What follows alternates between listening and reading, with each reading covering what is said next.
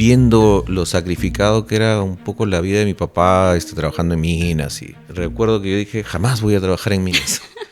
Los primeros 2 años lo sentí duro, difícil. Jalé más de un curso, ¿ah? ¿En los la primeros 2 Católica. años? Sí. Dibujo técnico me costó. Entonces me tocó ir también a varios meses a esa zona, y nuevamente los campamentos en carretera son campamentos en zonas inhóspitas, ¿no? O sea, más que ganarte la confianza, hay gente que también es envidiosa y tienes que detectarlo rápidamente, porque no todo es color de rosa en este mundo, pues, ¿no? ¿Y cómo hacías con tu familia? O sea, ¿la llevabas a estos países? Felizmente, al principio era preguntarle a mi esposa, ¿no? ¿Qué dices? Y felizmente mi esposa siempre está con la mochila lista y me dice, ¿ya? ¿A dónde nos vamos? Los consultores me conocían de la primera etapa que yo había estado trabajando con ellos. Me dieron el cargo de consultor junior.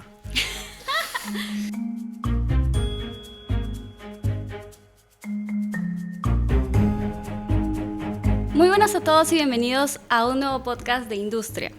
El día de hoy tenemos un invitado muy especial. Él es un referente en la gestión de proyectos de gran envergadura. Es ingeniero industrial egresado de la Universidad Católica del Perú, con una especialidad en finanzas en la Universidad de SAM. Con casi 30 años de experiencia, ha participado y liderado proyectos como el de la primera planta de licuefacción de gas natural en América del Sur, Mechorita, el nuevo aeropuerto internacional en la Ciudad de México y en la expansión del aeropuerto internacional Jorge Chávez. Hoy tenemos la suerte de tener con nosotros a Dante Rodas. Bienvenido, Dante.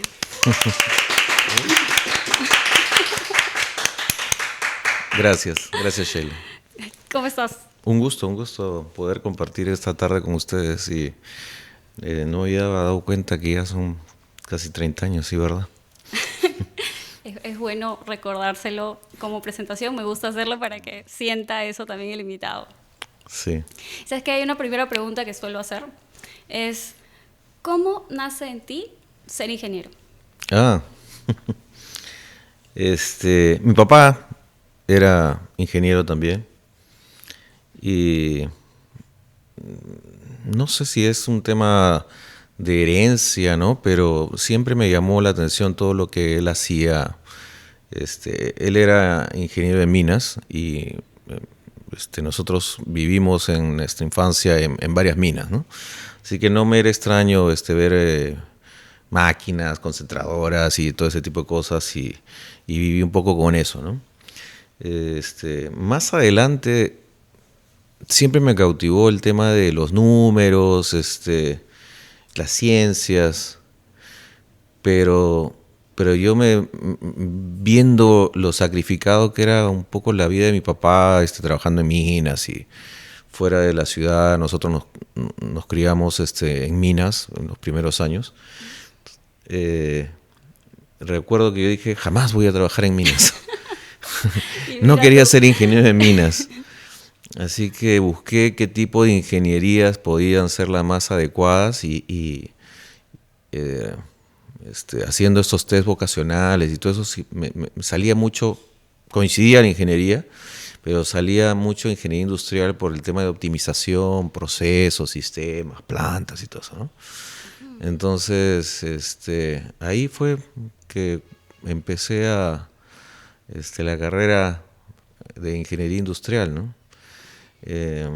Estaba muy de moda la carrera en ese entonces. Te hablo de los 80 más o menos, 85, cuando yo terminé el colegio, y tenía la opción de estudiar en la Católica.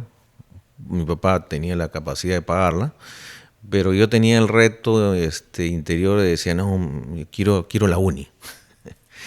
Y postulé a la uni. Son normalmente 3 exámenes. Exámenes, claro, 3 exámenes cada vez que postulas. Claro. Pero postulé primero saliendo de colegio, ¿no? En febrero, esa no la agarré, y después postulé en agosto. Y esa sí la agarré, y efectivamente 3 exámenes y todo eso es súper difícil, ¿no? Y estando ya en la uni... ¿Habías ingresado a Ingeniería Industrial en la uni? Sí, claro. Ay, genial. Es Industrial y Sistemas era, ¿no? En la uni. Sí.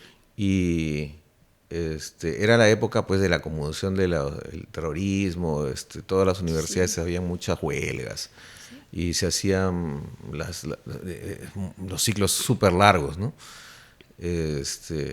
Entonces en el primer semestre converso con mi papá y le digo que no, pues al final que sí quería la Católica. Entonces postulo a la Católica y en el siguiente ciclo de admisión, que fue en febrero, ahí ingreso a la Católica y ahí es donde finalmente me quedé, ¿no? Ah, ok, entonces alguien te dio esa idea también de estar en la Católica.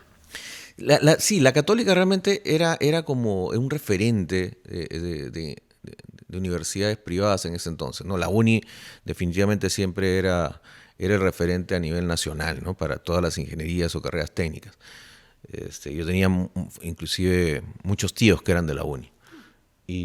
Pero de las privadas, pues siempre me decían, pues no, la Católica, ¿no? O sea, para mí eran solamente esas dos opciones, de alguna manera. O sea, como la uni católica, nada más, no Sí. había nada más para Dante. Sí, o sea, tal vez por falta de más información, pero en ese momento para mí eran esas dos opciones, nada más.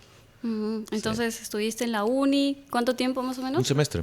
Un semestre. Sí, un ¿Y semestre. ahí en qué momento te diste cuenta que que era así? Porque había muchas huelgas. Del semestre habré estudiado pues no más de mes y medio. Se empezó una huelga, tomaron el comedor, Ay, los profesores no podían ingresar, no se dictaban las clases. 2 meses paralizado, luego iniciaba otra vez las clases. Recuerdo que se hacían los exámenes, pero entrábamos nuevamente a los salones y todo estaba lleno de pintura. Entonces, no, eran épocas bastante complicadas en la educación nacional, ¿no? Sí, bueno, yo estuve en la uni y bueno, felizmente en mi época no hubo eso, ¿no? Pero sí sabía de que antes era así, ¿no? Incluso hasta el 2007, 2006, 2008 también pasaban esas cosas. Yo tuve la suerte de ingresar a inicios de 2008, o sea, felizmente ya no agarré tanto eso, ¿no? Y sí me fui de largo en mi carrera. Qué bien. ¿Y cómo eras tú en la universidad? ¿Cómo era? Siempre he sido, creo, un poco dedicado, estudioso y todo eso, ¿no? Yo venía desde el colegio, la primaria y luego la secundaria. Siempre fui, digamos, los primeros alumnos, ¿no? Por no decir primer alumno, desde ¿Sí? el primer grado hasta... Sí, bueno, si me dices que ingresaste a la uni, no cualquiera ingresa a la uni. Ingeniería industrial y de sistemas son Sí, carreras pero eran súper súper cotizadas. cotizadas en ese entonces, sí. Sí. Sí, pero siempre me dediqué, o sea, no era fácil, ¿no? Yo inclusive me preparé. Yo estudié los últimos años de la secundaria en el colegio, estudié en el colegio militar, en el Lorenzo Prado. Sí, y era un colegio diferente a los otros colegios que puedas conocer, porque es internado, no solamente porque es castrense y militar, sino que es internado. Entonces, pero yo venía desde tercero, cuarto y quinto, ya cuando llegué a quinto venía haciendo el brigadier general, ¿no? El primero de la promoción. Entonces cuando llegué a quinto, mi mamá y mis papás hablaron con el director y les pidieron de que me permitan salir para prepararme en una academia. Entonces, a pesar de que era internado, yo salía por las tardes y me iba a una academia en el centro de Lima, ¿no? Entonces me preparaba un poco para la universidad. Entonces sí es cierto de que fue difícil, pero pues tuve un buen tiempo preparándome para la universidad, ¿no? Y después más adelante, bueno, no te voy a decir que fue fácil. O sea, inclusive el primer ciclo en la uni, a pesar de que no lo completé, pero pues claro, los profesores eran súper duros, te hacían una clase y te dejaban luego que investigues por tu lado y luego venían las prácticas con N cosas que ni siquiera las habían visto en clase, ¿no? Solo te enseñaba a sumar y te pedían que multipliques y hagas integrales, ¿no? Sí. Entonces, sí, pues tenías que investigar mucho por tu cuenta, ¿no? Sí.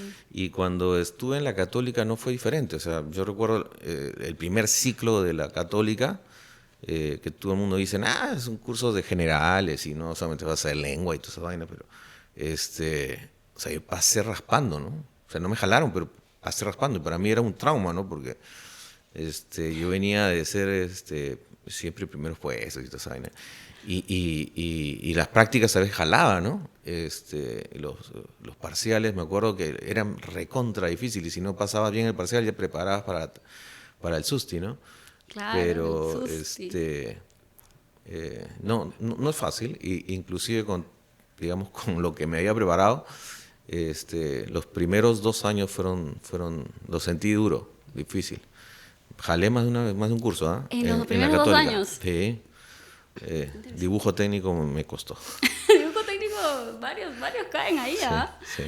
¿Y cómo fuiste después? O sea, ya me imagino que ya te habías acoplado a la universidad, ya sabías cómo era el ritmo Sí, o te grupo. relajaste un poco También, más, no, quién el sabe. grupo de amigos, ¿no? Empecé a estudiar con un grupo de amigos que teníamos, más o menos compartíamos los mismos gustos, entonces teníamos tiempo un rato para estudiar y también para escuchar música o conversar y qué sé yo, nos íbamos a comer juntos o a veces a tomarte unas chelitas después de algún examen. Pero el grupo de amigos te ayuda mucho, ¿no? Inclusive para estudiar las prácticas, entonces cada uno de tu equipo tenía pues su sede de prácticas anteriores y desarrollabas y te pasaban todos los datos. Entonces ya con eso, haciendo ese trabajo en equipo, ya se te hace la cosa más fácil, ¿no? Poco a poco, o sea, después de generales, ya cuando empecé a partir del quinto ciclo para adelante, ya lo sentí mucho más orientado a la carrera y se me fue más fácil, ¿no? Ah, ok. ¿Y cómo le fue a tu grupo de amigos? Bien, del grupo que frecuentábamos, todos terminamos. Ahora, digamos, es difícil también terminar en la Católica, ¿no? O sea, normalmente tienen un ratio de 25% entre los que ingresan y terminan, ¿no? ¿Y eso es en ingeniería o a nivel de toda Ingeniería. Mm. Ingeniería. Siendo ingeniería industrial la más fácil, ¿no? Lo más Porque, fácil. sí, es ¿Por claro qué que crees que hay era lo más ingenierías, fácil? porque hay carreras mecánica, por ejemplo, que tienen un ratio de 15%, 10% que los que terminan, ¿no? Son de las más difíciles, ¿no? Civil industrial estaban por ahí, minas, ¿no? Entonces, pero del grupo que formamos, todos terminamos. En mi caso, además de todo este proceso de acomodarme a la universidad, también tuve el proceso de acomodarme a ser papá, pues, porque yo fui papá antes de salir de la universidad, entonces Oh my God. ¿Y cómo lo tomó Diego fue Diego? así, el primer hijo, ¿no? Entonces, Claro. es difícil también porque te viene una responsabilidad, entonces tienes que evaluar cómo manejas las dos cosas, ¿no? La primera vez o sea, el primer mes que nos enterábamos con Pati, hicimos los planes, pues felizmente Pati trabajaba y de todas maneras no nos hacía las cuentas, entonces yo dejé de estudiar un semestre y me puse pues a hacer de todo, ¿no? Empecé a buscar chamba vendiendo libros, vendiendo cursos de inglés, Qué interesante. unos meses fui guachimán. En serio, yo era Qué guachimán difícil es del banco. imaginarte a ti como de guachimán, como vendiendo libros. Entonces, claro, pasé un semestre en ese plan y algo ahorramos y todo esto se ordenó un poquitito las cosas, pero al final nos dimos cuenta de que si continuaban por esa vía, pues iba a desaprovechar el esfuerzo inicial, ¿no? Y Pati continuó trabajando y yo me dediqué a terminar, me faltaba como año y medio todavía para terminar. Entonces me dediqué a estudiar en los últimos semestres, trabajaba en las vacaciones y al final terminé un poco desfasado con mis amigos con los que habíamos empezado, pero hicimos buen vínculo y con muchos de ellos todavía me veo, ¿no? Ah, mira, tanto tiempo después. Sí, Qué la verdad, bien. algunos reencuentros. ¿Y cómo lo tomaron tus papás? Yuca, pues difícil. Bueno, arréglatelas ya. Al principio sí, ¿no? Al principio decepción, porque mi mamá, por ejemplo, pensaba de que ya pues no iba a poder seguir estudiando. Ya. Y mi papá un poco de que, claro, quería hacer cosas de adultos, pues ahora arréglatelas, ¿no?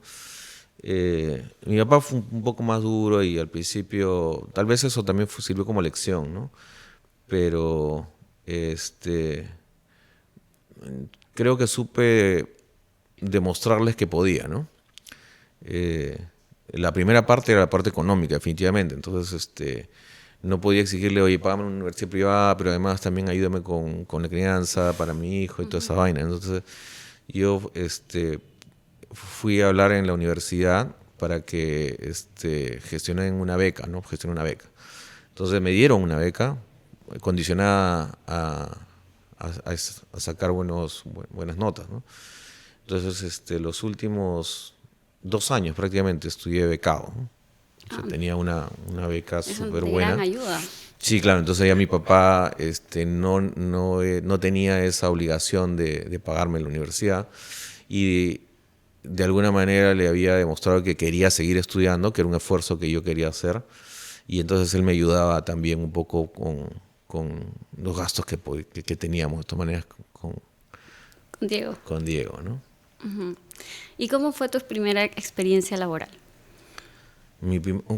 Durante las que te contaba, Bueno. la de Guachimán, por ejemplo. No, o sea, ya la experiencia laboral de tu carrera, ¿no? Porque, claro, pero bueno, también podemos hablar de eso. Cuéntame cómo era esa experiencia, porque es curioso. Mi primera experiencia laboral.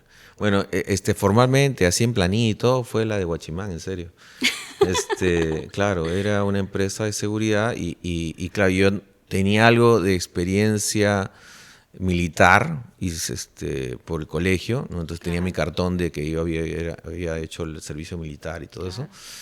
Entonces sí, pues ingresé a la planilla, me tenían ahí empleado y me tocaba, me acuerdo, hacer turno de tarde-noche en el banco el Scotia que estaba en el centro de Lima. Entonces me ponía mi uniforme y todo eso. Fue corto. Me acuerdo que conocí a un empleado, ¿no? Que coincidentemente después, muchos años después, me lo encontré cerca de uno de los departamentos donde vivíamos, ¿no? Y nos cruzábamos, él me reconoció y ahí hablamos. ¿Te reconoció? Sí, me reconoció. Pero después, bueno, pues terminé la universidad y la primera, digamos ya, experiencia en mi carrera, aplicada en mi carrera fue en Bacus, ¿no? Como parte de las prácticas preprofesionales, yo empecé en Bacus a través de la universidad y hicieron el convenio. Y Bacus estaba implementando procesos de mejora continua y optimización de procesos. Después que estaban en toda la lucha con las cervecerías, era la lucha de las cervezas en el Perú en ese entonces.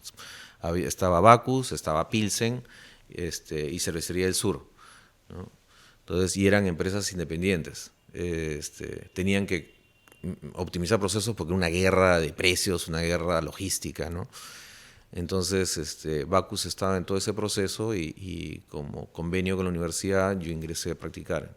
Entonces empecé haciendo algunos estudios de tiempos y movimientos, ciclos de proceso, optimizaciones de cosas así en la planta del RIMAC. Y después de que terminó los primeros 6 meses de prácticas, me ofrecieron quedarme. Ellos tenían una empresa, unos consultores que les estaban dando, ayudando en todo este proceso. Eran una empresa venezolana, me acuerdo, en ese tiempo. Y a mí me encargaron trabajar con esta empresa, sobre todo en todos los procesos de mejora continua que tenían, ¿no? Ahí conocí a los directores, vamos a decir, los consultores seniors de esta empresa, y empecé a aprender cosas que la universidad no te enseña, pues, ¿no? Me acuerdo de que una de los proyectos que tenían era una sinergia entre las dos empresas de transporte que tenía el grupo Bacus, ¿no? Uno de ellas era la empresa de transporte de cervecería Bacus y la otra era la empresa de transporte de Pilsen. Y necesitaban hacer la optimización, estaban comprando, ya estaban en el proceso de comprar Pilsen y todo su grupo, y tenían que optimizar los sistemas de información, los procesos de logística entre las dos empresas. Y como ya los consultores me conocían de la primera etapa que yo había estado trabajando con ellos, me dieron el cargo de consultor junior. ¿Y cuánto tiempo estuviste ahí? Porque, no, o sea, estuve como ya con ellos más de un año, o sea, cerca de 2 años. o sea, porque en Bacus estuviste como practicante. Entré como practicante y después empecé con estos procesos con los consultores. Oh. Y claro, me empezaron a dar encargos como de esto, como consultor junior, ¿no? Recién, todavía ni siquiera creo que terminaba la universidad, formalmente graduado, y me iba pues a reuniones con la gente de 77, con la gente de las empresas del grupo, ¿no? Y era estresante, pero a la vez súper retador, ¿no? Entonces, creo que ahí empecé a formar parte de lo que después me sirvió en la carrera, ¿no? Enfrentarte sin miedo a las cosas que vengan, ¿no? O sea, creo que una de las claves. Y bueno, esas fueron algunas de las experiencias de esos primeros años de mi carrera. Después de esa experiencia con Bacus, estuve cerca de 2 años más o menos ahí. Salí ya formalmente como egresado de la universidad. Esto fue como en el 95, ya estaba formalmente egresado. Y COSAPI estaba en ese entonces en un proceso de reclutamiento grande, porque tenía varios proyectos en Perú. Y había pues sacado varios anuncios en el periódico, estaba reclutando ingenieros jóvenes, recién graduados, de todas las profesiones, ¿no? Necesitaba bastante gente. Sí, necesitaba mucha gente. Tenía proyectos como el Jockey Plaza, que estaba recién empezando la construcción, el Jockey Plaza, que todo el mundo conoce ahora. Había hecho un convenio con Shell para la explotación del gas de Camisea. Era realmente un consorcio, estaba COSAPI, estaba Bechtel y trabajando para Shell para la explotación del gas de Camisea, la primera etapa. Entonces, y habían otros proyectos que tenía COSAPI. En ese momento parece que el boom, la construcción estaba muy buena, había un buen boom y estaban reclutando gente. Y yo estaba todavía estaba en Bacus, pero con miras de buscar algunos otros retos interesantes para la carrera. Y entonces todo el mundo veía bien a COSAPI en ese entonces, eran uno de los referentes de la construcción nacional, ¿no? Y postulé, me entrevistaron, llegué a todos los procesos y ingresé. Eso fue como en el 95, a fines del 95. Y empecé mi carrera en COSAPI. Esa fue puedo decir, mi alma mater profesionalmente. Ok, eso incluso va más que Bacus. Más que Bacus, sí. O sea, Bacus fue el inicio, ¿no? Me sirvió mucho para empezar y aprender algunas cosas de cómo manejarte con procesos nuevos, pero realmente ya donde empiezo mi carrera de gestión de proyectos y todo la experiencia de los próximos 25 o 30 años es con COSAPI, ¿no? Siempre se escucha hablar de que COSAPI tiene buena escuela y probablemente eso es debido a que ellos forman mucho a su gente. Este grupo con el que yo ingreso, que éramos cerca de más de 50 ingenieros jóvenes que entramos en esa época más o menos. ¿Todos de la Católica? No, diferentes universidades, ¿no? Y entramos para diferentes proyectos. A mí me asignaron al proyecto de Camisea. Cuando yo entro a COSAPI, ingreso para el proyecto de Camisea. Se estaba haciendo la evaluación de la oferta de Camisea y estaba, a su vez, Shell estaba compitiendo o negociando con el gobierno cuál era la mejor forma de la explotación del yacimiento, ¿no? Y el área a la que yo ingreso, un poco por el perfil profesional, fue al área de control de proyectos, que son los que se encargan de la planificación del proyecto, el control de costos, el presupuesto base, el control de costos y todo lo que significa la reportabilidad del proyecto, ¿no? O sea, cómo le dices a tus gerencias senior cómo vas, si vas o no en fecha, si vas o no en plazo, qué correcciones se tienen que hacer. O sea, tú entraste así desde cero todo. Claro, yo empiezo mi carrera en esta industria, en COSAPI, en el área de control de proyectos, en ese entonces. Y como te digo, gracias a Dios, COSAPI es una empresa que forma mucho a su gente y yo aproveché justamente de buenos profesionales en esa época que formaban en todas las áreas de la gestión de proyectos.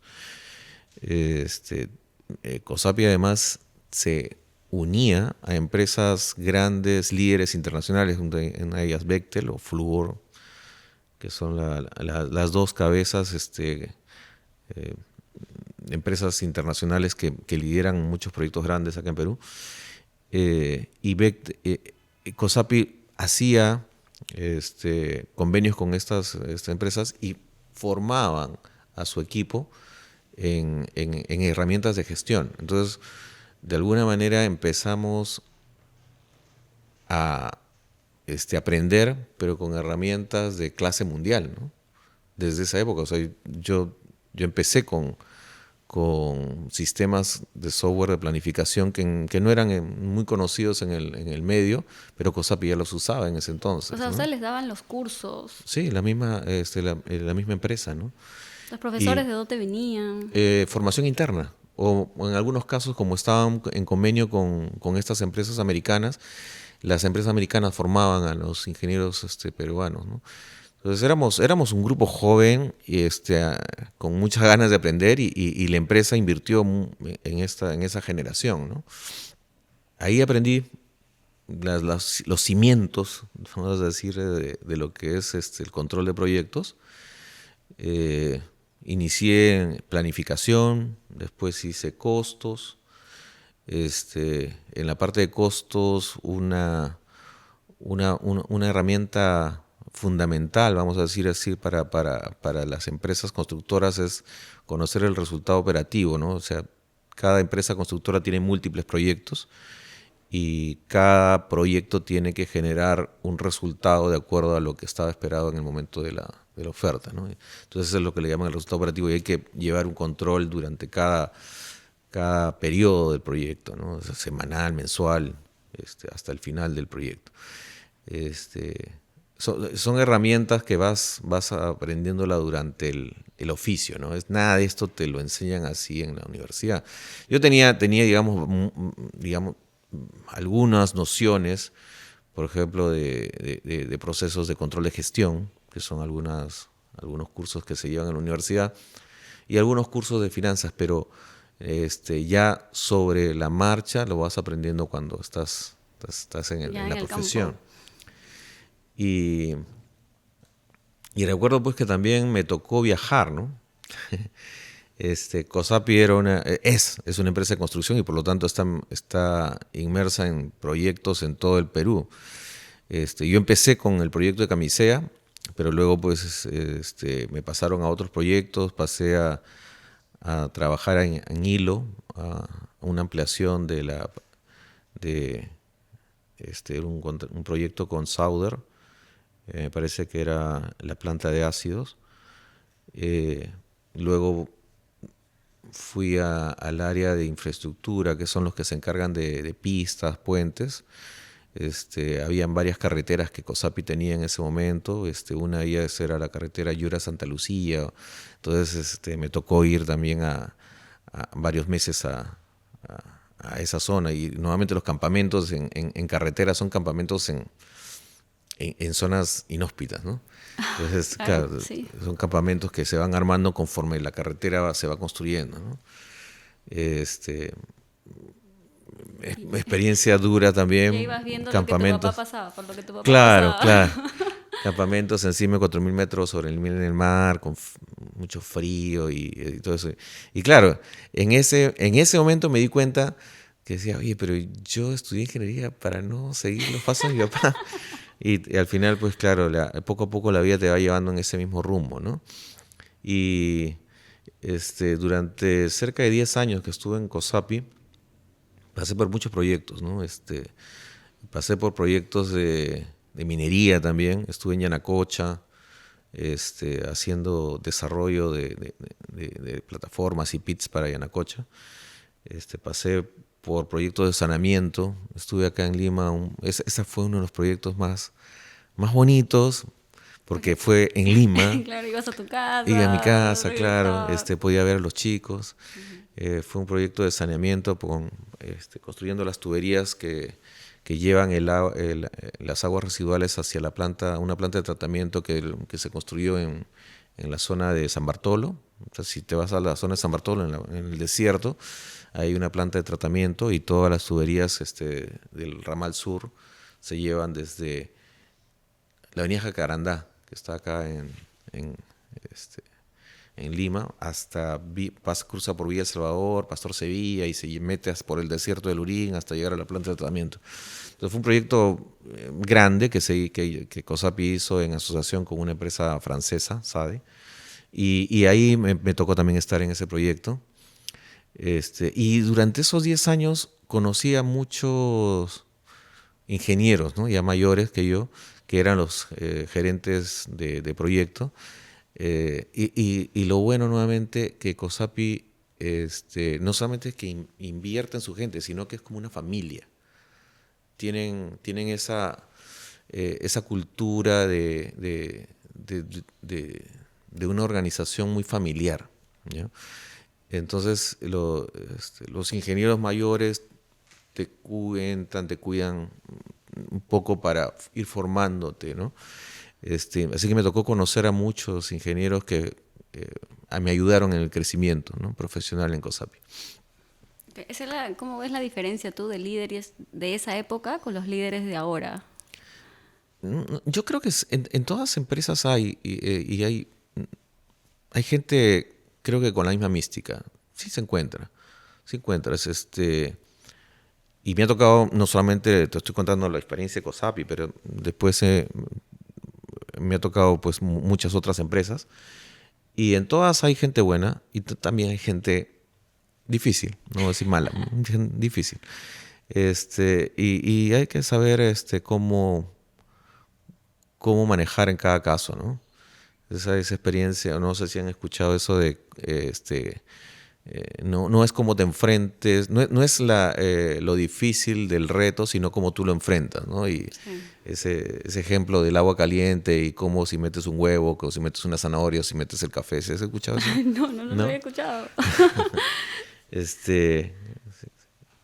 No sé si me acuerdo bien, pero más o menos había pues un chico que le decía a su papá que qué difícil era la vida y qué difícil era enfrentarse a las cosas, a los retos que te pone la vida. Y el papá le dice, mira, te voy a enseñar un experimento. Entonces ponen a hervir el agua y cuando el agua está hervida, mete una zanahoria, luego mete un huevo y luego pone café, ¿no?, en diferentes ollas, ¿no? Y después de un tiempo le dice, saca la zanahoria, saca el huevo y apaga el café. Y dice, ¿qué ves? Ah, mira, la zanahoria entró dura y con el fuego se puso blandita. El huevo tenía una cáscara frágil, entró y todo el centro que era líquido y débil se puso duro. Y el café transformó al agua. Después del agua caliente tienes un café delicioso con un aroma Entonces el problema no es el agua, ¿no? El tema es cómo te enfrentas y cómo cada elemento puede tener una reacción diferente ante un estímulo que es igual para todos, ¿no? Y eso es lo que es la vida. O sea, no es que si hay líderes buenos o líderes malos, o si hay gente que son más duras que otras, sino cómo tú te enfrentas a esa situación y termina siendo como el café, ¿no? que terminas creando de una situación difícil como es el agua caliente un café aromático y delicioso. ¿Recuerdas alguna experiencia que hayas tenido en donde quizás hayas tenido un líder así un poco difícil y Varios. y tú has sabido manejarlo? No sé si saber manejarlo, pero te puedo decir que me ha tocado muchas veces líderes difíciles. Sí. ¿Tienes alguna anécdota que puedas contar? Sí, pues más adelante. Que se caliente más acá. Sí, no, y además es que de repente un poco más adelante porque va avanzando pues el proceso personal, ¿no? Yo creo que hubiera sido diferente si me encuentro con alguno de estos casos al inicio de mi carrera Te hubiera podido asustar. hubiera sido diferente cómo reaccionaba, claro. Felizmente no me tocó al inicio de mi carrera enfrentar casos como eso. Y al contrario, como te decía, COSAPI me ayudó mucho a formar profesionalmente, personalmente. Yo agradezco mucho a las personas con las que conocí y me formé en esa época de mi vida. El gerente de operaciones de COSAPI, que ya ahora es fallecido, José Luis Viteri, es un ingeniero con mucha experiencia, mucho renombre. Había hecho muchos proyectos en su juventud, pero él era el gerente de operaciones. Y me acuerdo cuando estábamos terminando uno de los proyectos, creo que fue el de Sedapal, habló con mi gerente, el director del proyecto mío, y me dijo, Andrés, creo que Dante ya no va a aprender más con ustedes. Me lo voy a llevar porque quiero que trabaje conmigo en la sede central. José Luis, un ingeniero súper capaz, un profesional, pero así como los pocos que yo he conocido.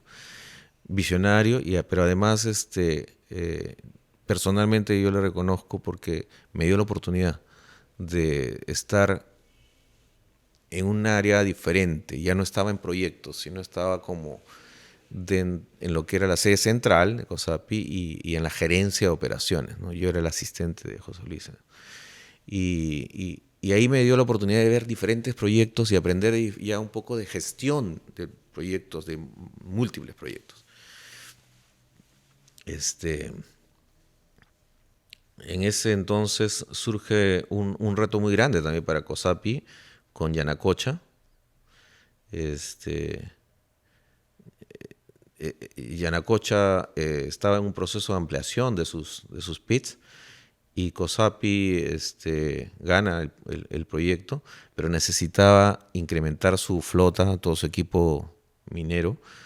Y COSAPI además estaba enfrentando situaciones muy difíciles porque venía de financieramente tenía situaciones difíciles por algunos proyectos que no le había ido bien, entre ellos el Jockey Plaza. Y ¿No le fue bien en el Jockey Plaza? No, fue un proyecto exitoso para a nivel, digamos, del retail, pero como construcción no les fue bien.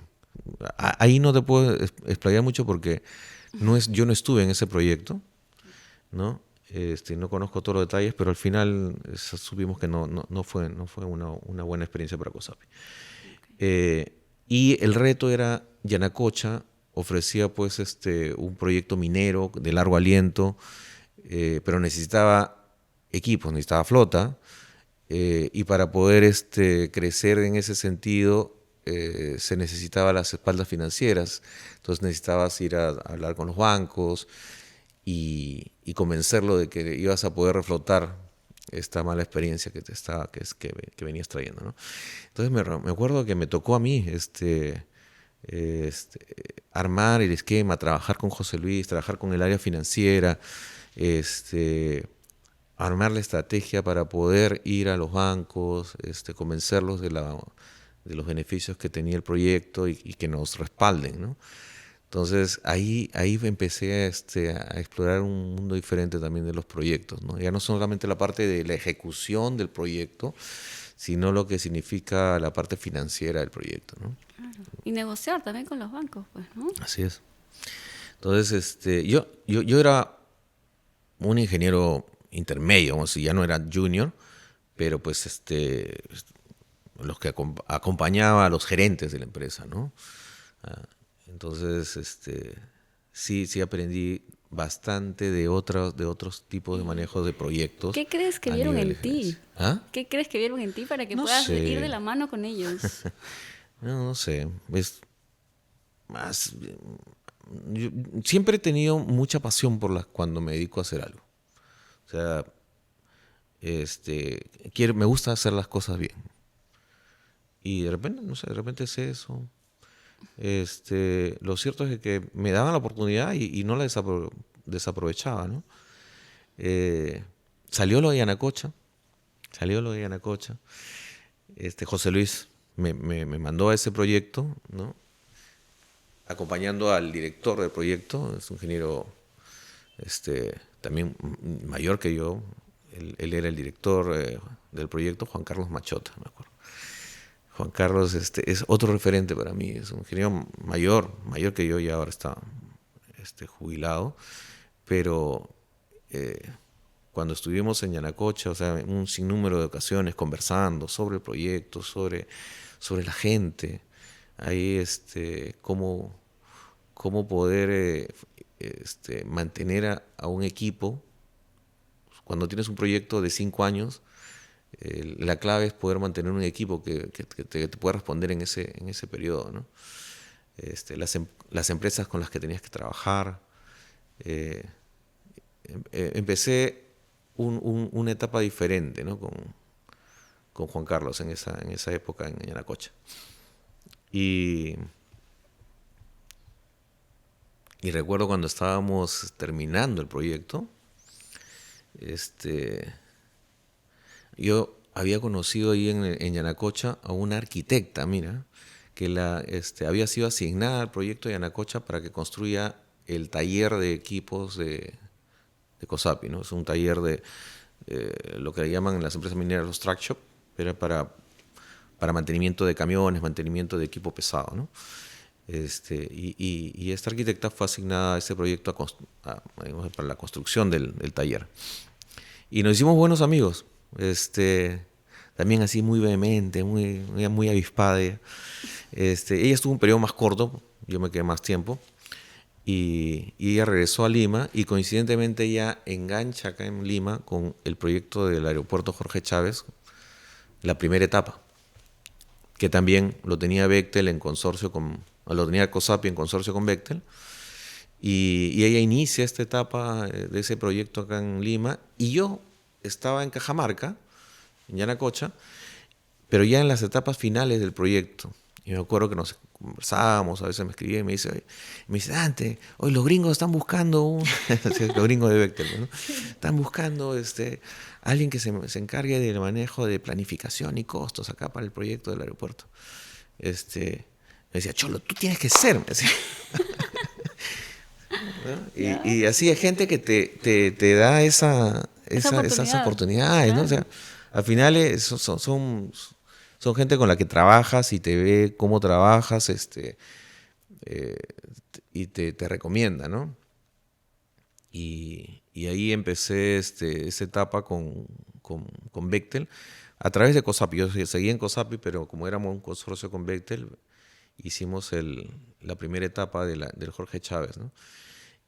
Y ahí vamos a decir, lo bonito de ese proyecto fue que pudimos trabajar con esta empresa, con la gente de Bechtel, de los cuales ya conocíamos un poco cómo trabajaban, ¿no? Pero fue la primera vez que nos dejaron ser un poco más independientes, ¿no? Ellos nos marcaban las pautas y todo eso, y nosotros éramos el músculo que hacía toda la gestión, ¿no? Hicimos un equipo muy bonito del proyecto. El equipo de Bechtel eran pues solamente los directores, eran, digamos, no más de 10 personas probablemente. Y todo el resto del equipo era peruano, ¿no?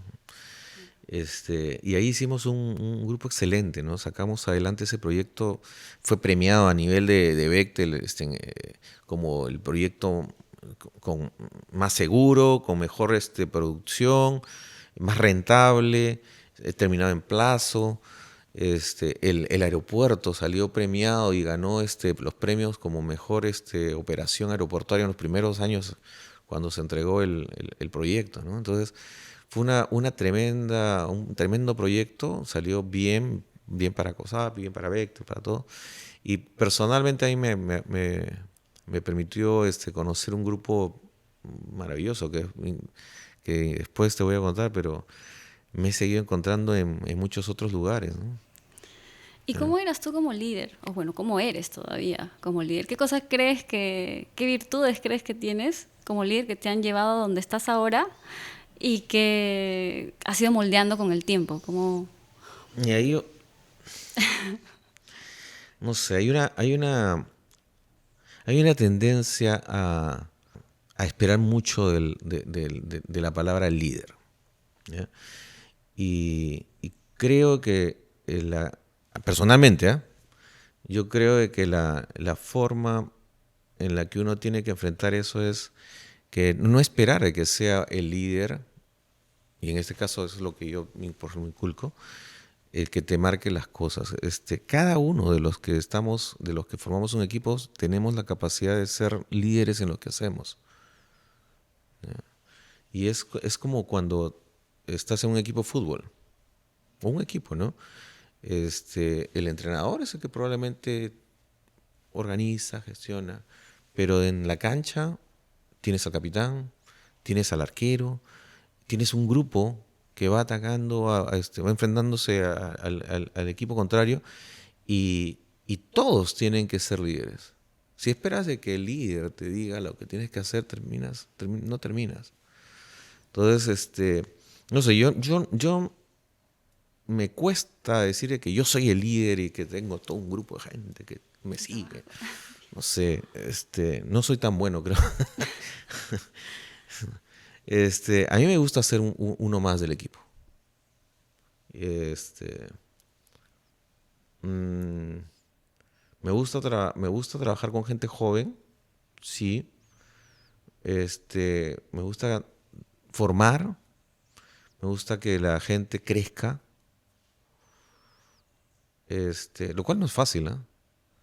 No es fácil porque a veces hay gente que no le gusta crecer y está cómodo en el sitio donde está. No todos quieren Entonces, ser gerente, como me dijo sí, un amigo alguna vez. sí, no todos quieren ser gerentes. Inclusive en los sitios donde están, no todos quieren explorar cosas nuevas. ¿Y cómo haces ahí? Este, todos son, o todos pueden ser excelentes para alguna cosa. Lo importante es que le encuentres el punto correcto, ¿no? No todos tienen que ser Messis en la cancha, pues, ¿no? Pero eso es un equipo. ¿Tú elegías a todos los de tu equipo? No. Y en todos los casos, en muy pocos casos me ha tocado elegir realmente. Te digo que sí lo he hecho. Me han tocado algunos proyectos en los que he partido de cero y me ha tocado armar el equipo, pero en muchos otros no. Y ahí es donde también está la belleza del tema, ¿no? O sea, tú no puedes decir, no me gusta trabajar con este. No, este renegón o no. Al final te toca trabajar y tratar de armar ese equipo. De hacer el café. Ajá. Y no hay experiencias buenas y malas. Te cuento el caso, por ejemplo, cuando estuve en Chile, ¿no? Ya más adelante en la carrera me tocó la oportunidad de liderar un área de control de proyectos en Chile, justamente con Bechtel. Y a mí me llevan a Chile a un proyecto para ser el gerente de control de proyecto de la expansión de Escondida, un proyecto que le llamaban OGP One. Escondida es la mina más grande del mundo. Estaba ampliando su planta concentradora, una inversión cercana a los $3.500 millones. Y Bechtel tenía no solamente ese proyecto, tenía un portafolio de cerca de 10 proyectos más con BHP. Y a mí me dan el encargo de ser el gerente de control del proyecto en un país diferente, con gente que yo jamás había visto, ¿no? Conocía, y trabajar con ellos, y con un grupo, la mayor parte chilenos, que no era seguramente muy cómodo para ellos que venga un profesional peruano y que esté de alguna manera liderando el equipo. Al final, lo que te decía hace rato, o sea, la mejor forma de enfrentar el tema es ponerte a trabajar con ellos. ¿Y al final te llegaste a ganar la confianza de todos ellos? Sí, ¿Hicieron un buen trabajo? Algunos otros, más que ganarte la confianza, hay gente que también es envidiosa y tienes que detectarlo rápidamente porque no todo es color de rosa en este mundo, pues, ¿no? Y ahí sí, pues hay gente que te trata de hacer caer, ¿no? ¿Tú has trabajado en Chile y qué otros países? He trabajado en Chile, he trabajado en Reino Unido, en México y en Perú. ¿Y cómo ves la diferencia entre la cultura laboral Es de todos esos diferente cada países? sitio, sí. Mira, Chile, Perú y México, tú podrías decir que son países latinoamericanos, es el mismo idioma, pero los tres países son completamente diferentes a nivel de personas, equipos, idiosincrasia. En los tres países encuentras gente muy capaz, muy profesional, pero tienes que saber llegar a ellos, ¿no? Un ejemplo sencillo nomás, por ejemplo, México. México, la forma de trabajo del mexicano es absolutamente diferente. La sociedad está hecha para demostrar a sus jefes que ellos trabajan mucho. Es probablemente el país donde más horas te trabaja por semana. Y una anécdota, yo trabajaba para una empresa americana en México, ¿no? En el proyecto del nuevo aeropuerto de la Ciudad de México. La empresa donde yo trabajaba era la PMO, ¿no? La gerencia de proyectos de todo el portafolio. Y el cliente era el gobierno, es el Ministerio de Transportes de México, ¿no? Y habían pues un equipo de directores y gente muy capaz, pues, muy profesionales que se habían formado inclusive en Estados Unidos y estaban trabajando ahí en México. Pero el horario de trabajo era súper difícil. El equipo de la PMO, que era liderada por Parsons, donde yo estaba, pues entramos a trabajar temprano, 8 de la mañana, ya estaban todos en las primeras reuniones y gestiones y todo el tema. Pero el grupo de mexicanos, el cliente, entraba 9:30 a 10, ¿no? Y a las 10:30 salían a tomar el desayuno, regresaban y recién estaban así, a partir de las 11 los encontrabas así a full. Y luego salían a un almuerzo como a las 3:30 de la tarde, ¿no? Y son almuerzos largos en México. Regresaban a las 5. ¿Y qué? ¿Siempre es así? ¿O solo Sí, ellos no, eran así? La cultura mexicana es así. Regresaban a las 5 y a las 5 era un turno, las últimas horas de entre 5 hasta las 10 de la noche normalmente. Ese es un horario típico de México, de un mexicano. O sea, comenzaban tarde, pero también se iban. Y se iban muy tarde y tenían sus tiempos, ¿no? Les gustaba pues tomarse un almuerzo largo, el desayuno de media mañana. Entonces, y eso no está mal. Cada cultura tiene su idiosincrasia. Tienes que entenderlos nada más. Pero ahí está el problema que te decía que era un poco difícil calzar porque el americano es completamente diferente. Entonces el americano llega a las 8 de la mañana, a las 12 termina, sale el refrigerio y regresa a la 1 y a las 5 se le cae el lapicero.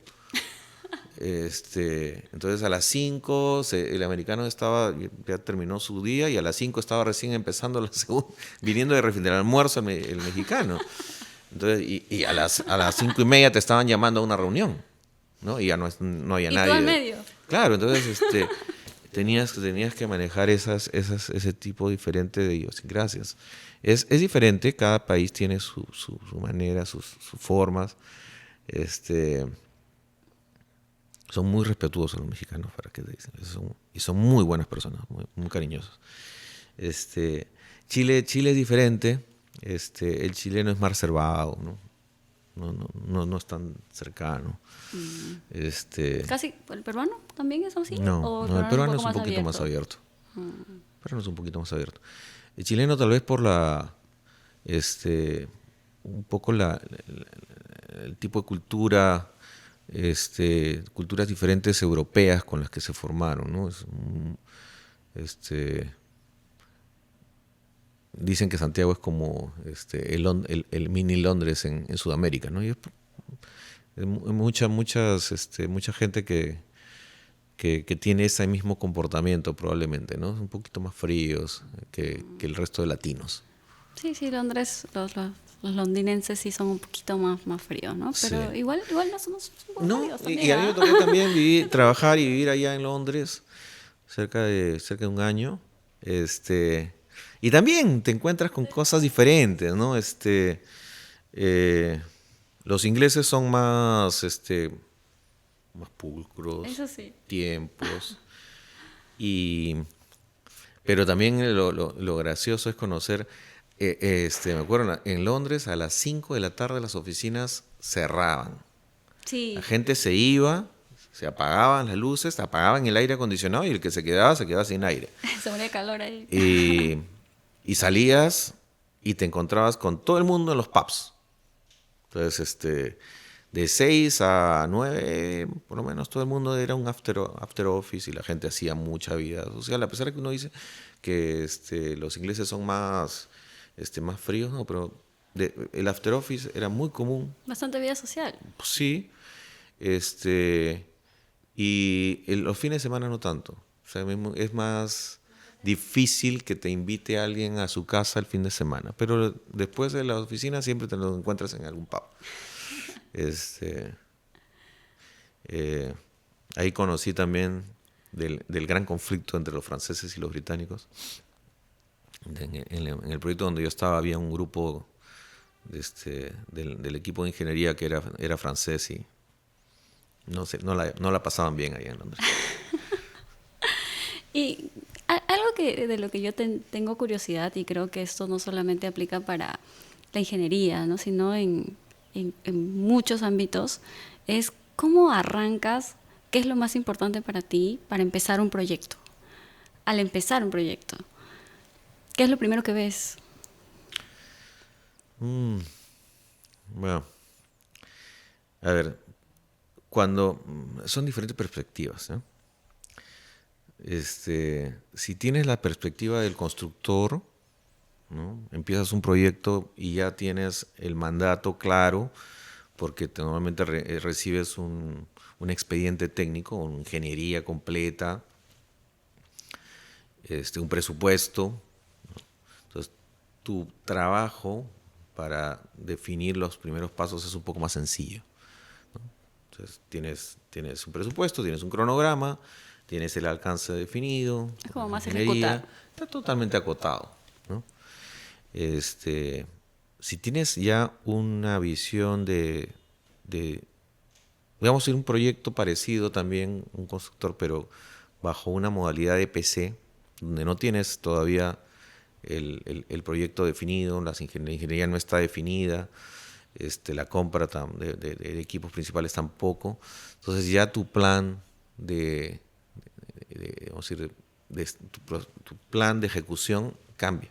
Tienes que establecer cuál es cuáles son los entregables, toda tu definición de la ingeniería, cuál es tu ruta crítica, el plan de ejecución, lo vas armando durante la marcha.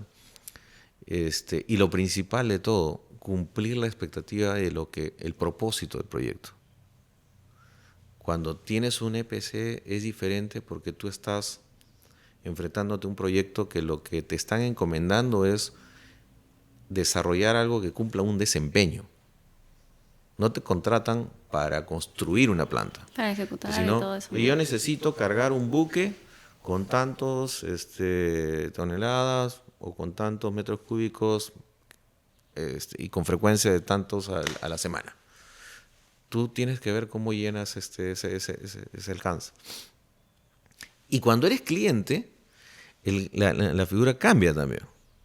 Porque cuando eres cliente, antes de desarrollar un proyecto tienes que pensar en el negocio que tú tienes en manos.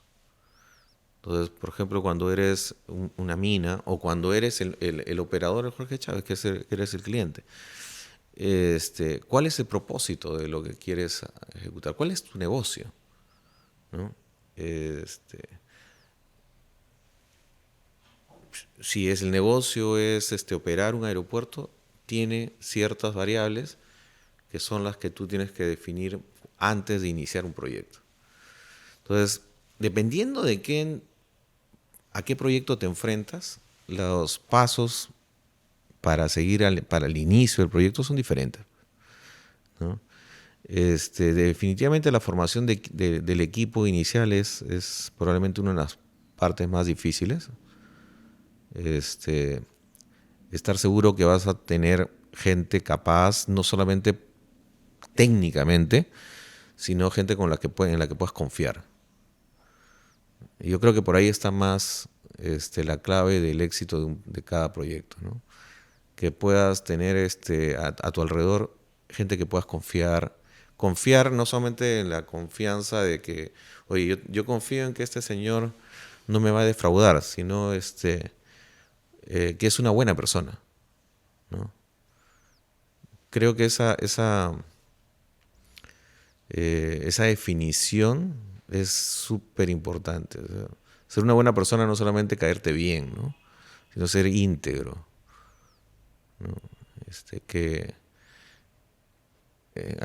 Una vez vi un video no recuerdo bien el nombre, pero en Estados Unidos los Marines, cuando arman equipos para ir a la guerra, no necesariamente buscan al que dispare mejor o al que sea el más Rambo en la batalla, sino con el que más puedan confiar, al que le podrían confiar, por ejemplo, su hijo para un caso, ¿no? Un caso especial. O sea, confías y tú le darías a que él cuide a tu hijo, si lo haces es porque confías en él, ¿no? Sabes que es íntegro, que va a dar todo por el encargo que le estás dando, que va a luchar hombro a hombro contigo, ¿no? Entonces, ese tipo de integridad y gente al final es la que necesitas a tu lado, ¿no? ¿Y cómo hacías para conseguir No es esas fácil, personas? no es fácil. Mucho es gente con la que conoces. Por eso es de que se le llama puesto de confianza, porque confías en él y has trabajado con él y sabes no solamente sus habilidades y capacidades técnicas, sino, como te digo, qué íntegro y qué tan confiable es, ¿no? Normalmente este tipo de mundo, este mundo y este tipo de proyectos, te vas juntando con gente con la que has trabajado en antes. Me ha tocado, y te voy a contar un par de anécdotas, pero cuando me fui a Chile, la persona con la que la que me contactó y me dijo, oye, mira, hay una posición acá, es porque yo había trabajado en él acá en el Jorge Chávez, ¿no? Y después de años, porque después de Jorge Chávez me tocó ir a Melchorita, estuve como 4 o 5 años en Melchorita, y después de 5 años me dijo, oye, mira, seguíamos conversando, y él estaba en Chile, y me dice, hay esta oportunidad acá en Chile, María. y me pasa la voz y trabajamos ahí en Chile. Cuando me voy a México, la persona que me dice para irme a México es porque había trabajado con él acá en Lima. No sé, un director de Bechtel de esa época. O sea, te recomendó. Así es, te buscan por ciertas características que puedes acomodarte al perfil que estaban buscando. Y es un tema de confianza, ¿no? Cuando estoy en México, me encuentro con 2 ingenieros con los que yo había trabajado en Chile, que ni siquiera nos habíamos visto, teníamos ni la remota idea que nos íbamos a encontrar en el mismo proyecto. ¿No tenía ni su teléfono de repente? No, después de muchos años uno se vuelve a encontrar. Entonces, este mundo es pequeño, uno se va conociendo, y eso es bueno y malo, porque la gente también conoce cuando no eres íntegro, cuando no eres una persona confiable, ¿no? Claro, claro. ¿Y qué hábitos tú tenías o qué cultura laboral tú tenías que te han ayudado a alcanzar diferentes No puestos? creo qué cultura laboral tengo que tengo que mejorar todavía, ¿no? O sea, no sé, hay muchas recetas, te hablan del club de las 5 de la mañana, el tema de leerte un libro cada mes y todo eso. Yo trato de seguir alguna de esas cosas, pero no es que tenga una cultura laboral muy estricta o Muy que me identificada, muy clara, muy nítida. No, nuevamente creo que la ventaja es ser natural, o sea, es ser honesto con la gente con la que trabajas y con la que vas formando, ¿no? Es cierto de que dedicarle un poco más de tiempo en las mañanas te ayuda a ordenar las tareas del día, planificar la semana con anticipación, todo eso sirve. O sea, nada de eso te digo que no funciona. Y ojalá pudiera hacerlo más. O sea, me gustaría, por ejemplo, levantarme a las 5 de la mañana y planificar mi día y todo eso. A veces no te da el cuerpo, ¿no? Hay gente que lo hace, ¿eh? Sí. Y seguramente que si te dedicas más a eso llegas más lejos, seguramente que sí. Pero tampoco no es necesario llenar esta vida con superestrellas. O sea, tú no necesitas Steve Jobs en cada empresa. No necesitas. Yo creo que en cada organización puedes sacarla adelante siendo medianamente eficiente y haciendo las cosas tranquilas, sin descuidar tu familia, sin descuidar otros aspectos del ámbito personal. Y ese también es un tópico súper interesante, porque muchos piensan de que el éxito profesional es todo en la vida. Entonces tienes que sacarte la mugre, que estudiar dos carreras, 2 idiomas, levántate a las 5 de la mañana, haz tu plan del día, ándate a estudiar en la noche la maestría, y si vuelves a estudiar otra maestría mejor. Te vas a inundar, te vas a morir en ese proceso. Y vas a descuidar otras cosas, con seguridad. No es tan, creo yo, no es tan importante ese ámbito de la vida profesional como lo es, sin embargo, sí, tener pues una familia que la cuides, ¿no? Amigos, que vayas envejeciendo con tu esposa o tu pareja, como quieras. Creo que esos son ámbitos un poquito más importantes con los que deberías estar siempre alineado. ¿Y cuál ha sido el proyecto más retador para ti? No, hay varios. Creo que así me dicen el más retador así de arranque, me pondría a pensar el de Melchorita. porque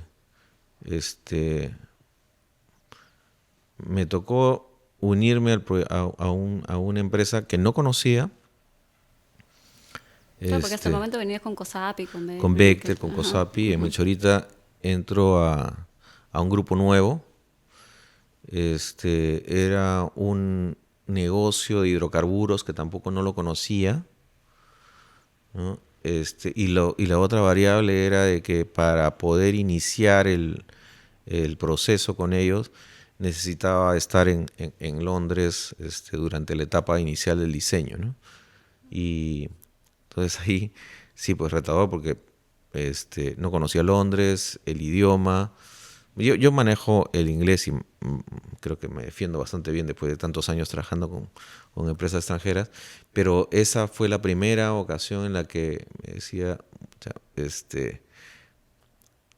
Londres, inglés británico, el proceso de financiamiento inicial de un proyecto iba a estar de la mano con esa etapa que yo iba a estar allá en Londres, ¿no? Se tenía que evaluar el financiamiento, el estimado del proyecto. Entonces, sí me tocó, me dio un poco de miedo, no te voy a ser honesto, sí, pero al final me di cuenta de que el proyecto rindió muchos frutos, ¿no? Hice buenos amigos también en ese proyecto y me permitió también enfrentarme a mí mismo, saber de que podía asumir un reto nuevo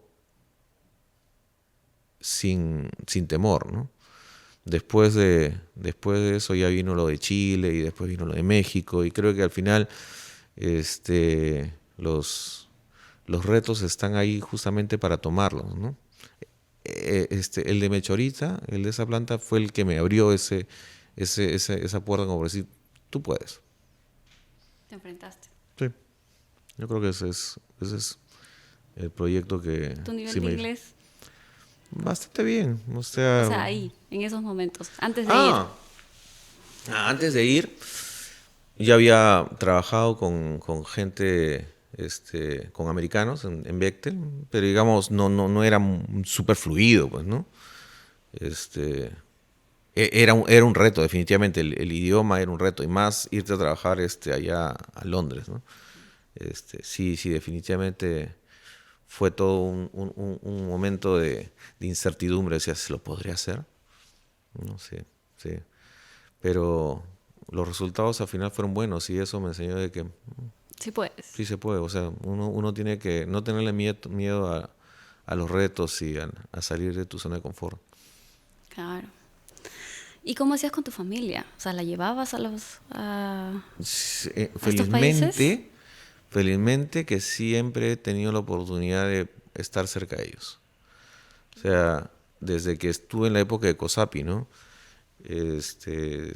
Solamente cuando me tocaba proyectos de carreteras, por ejemplo, para darte un ejemplo, digamos, no estaba con ellos, pero iba 3-4 semanas y regresaba una. Pero en los otros casos, en Yanacocha, por ejemplo, mi familia se mudó para allá. Mis hijos estaban pequeños todavía, a ver, probablemente en tercero o cuarto de primaria, y vivimos allá cerca de 3 años, ¿no? Así que la oportunidad de que me acompañen a los proyectos siempre ha estado ahí. Acá en los proyectos de Lima, pues la facilidad de que el trabajo estaba cerca de la casa, perfecto. Y cuando me tocó viajar a Londres o a Chile, pues al principio era preguntarle a mi esposa, ¿no? ¿Qué dices? Y felizmente mi esposa siempre está con la mochila lista y me dice, ¿ya? ¿A dónde nos vamos? Ahora creo que lo pensaría un poco más. Pero en ese entonces sí, no se hizo bolas. No se hizo bolas. Ahora me pongo a pensar en todo lo que hizo mi esposa para dejar las cosas de acá, acomodarse, porque O sea, cada una de estas mudanzas significa pues meter toda tu casa en un container y tu vida se va en un container, ¿no? Entonces, y esas cosas las hace mi esposa, o sea, son procesos donde uno tiene que ir acomodándose, yo por la parte de lo que significa el proyecto nuevo, acomodándome un poco a la chamba, y todo el resto de moverse de la casa, los chicos, al colegio, todo eso se encarga mi esposa. Entonces, no, eso sí te digo, Ese apoyo que has tenido también es de un ella, ¿no? súper apoyo, es una cosa increíble que mi esposa haya podido acompañarme en todos estos proyectos, ¿no? Qué interesante. Y dime, ¿alguna vez has cometido algún error ¿En el trabajo te en el refieres? trabajo Ah, a tal punto que quizás hayas podido incluso perder tu trabajo? sí, claro, ¿Sí? claro, ¿Nos puedes varias contar veces, algún error? varias veces. ¿O no se Pero puede no sé, contar? pero no sé si perder el trabajo, ¿ah? O sea, la única forma que yo creo que tú podrías estar en riesgo de perder tu trabajo es si no eres ético, ¿no? Y, y claro, ahí no es un error, sino que eso es eso es un accionar que pues ahí pues no tienes salvación. Pero pues todo el resto Manejable. manejable, o sea, te equivocaste en una cifra, te equivocaste en un número, Un cero. un cero, uy, está que el Excel, uy, no llega, uy, no No sumaste su- todo. Esas cosas pasan, Y ¿no? no se incluye en el presupuesto, imagínate. Luego. Después te das cuenta de que todo tiene contingencias, todo tiene rangos, tienes que estar atento, ¿no? A detectarlo lo antes posible, levantar la mano, no tener miedo,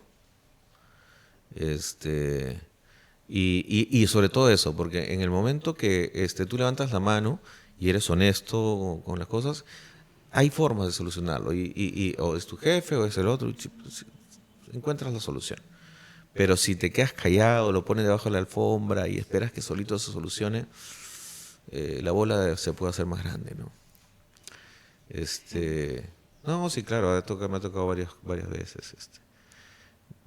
Errores, digamos, no garrafales, ¿no? No es que, oye, como un diseñador que pueda haber equivocado en el factor de seguridad y se le cae el edificio, ¿no? Tampoco esas cosas no suceden. No tan extremos. Pero no hay esos extremos. Mira, ¿crees que nos puedas contar un poquito de lo que estás haciendo actualmente, en el trabajo actual en el que estás? Un poquito. Un poquito, técnicamente quizás. A ver. Actualmente estoy en Minera Las Bambas. El área en el que estoy es la vicepresidencia de desarrollo del negocio. Yo reporto a un vicepresidente, a un VP, y el área en general se encarga tiene diferentes, no sé, gerencias, pero para resumir, tenemos una gerencia de exploraciones, que son los que van explorando diferentes áreas de la mina para ver dónde están los targets y qué tipo de recursos tenemos para los futuros yacimientos. Una gerencia de estudios, donde se van desarrollando los estudios que finalmente se convertirán en proyectos de implementación, desde pues el pre-scoping, el scoping, donde se van armando el alcance del proyecto, la prefactibilidad o estudio de prefactibilidad, donde vas analizando cuál es la mejor alternativa para poder resolver lo que en el scoping se definió como el objetivo del proyecto. Después de la prefactibilidad, donde tú escoges una forma de solución, porque haces un trade-off de diferentes alternativas, pasas a la factibilidad, donde tú desarrollas esa elección y optimizas el caso para que el proyecto sea viable, óptimo, que tenga menor costo, menor plazo y cumpla con los objetivos del alcance, ¿no? Ya estás pasando a la factibilidad y luego terminas la factibilidad, pasas a la implementación. Y esa es la última gerencia, que es la que se encarga de ejecutar el proyecto. Entonces, todas esas gerencias están dentro de esta vicepresidencia de desarrollo y mi función es transversal a todas estas gerencias. Yo estoy encargado de el presupuesto, del control de costos, el plazo y la integración del cronograma, la gestión de la información, o sea, cómo se reporta y cómo se comunica todos estos avances internamente y a los directorios, porque Las Bambas es una empresa que tiene varios socios y diferentes directorios, algunos de ellos en Australia y otros en China. Entonces mi labor es esa, para todo, darle servicio a estas gerencias en esas funciones de presupuesto, control de costos, cronograma integrado y reportes. Tengo a mi cargo un grupo de gente dentro de Las Bambas y también una empresa que nos da el servicio de gestión de proyectos, ¿no? En ese equipo tengo cerca de 30 personas trabajando en el área, ¿no? En diferentes áreas, algunos acá en Lima, otros en la mina. Y mucho de lo que hacemos en el área es integrar esta información no solamente a nivel de la vicepresidencia nuestra, sino con el resto de la organización.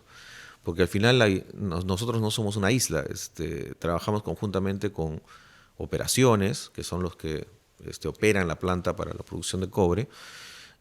Trabajamos con un área de social, que es la que establece el vínculo con las empresas de la comunidad, con las comunidades y con empresas de la comunidad para poder ir desarrollando proyectos que también les sean beneficiosos a ellos, ¿no? Nuestro eslogan es: en Las Bambas hacemos minería para el progreso. O sea, no solamente para nosotros, sino para el progreso de todas las comunidades. Entonces tenemos un área social, tenemos un área legal, tenemos áreas de soporte financieros.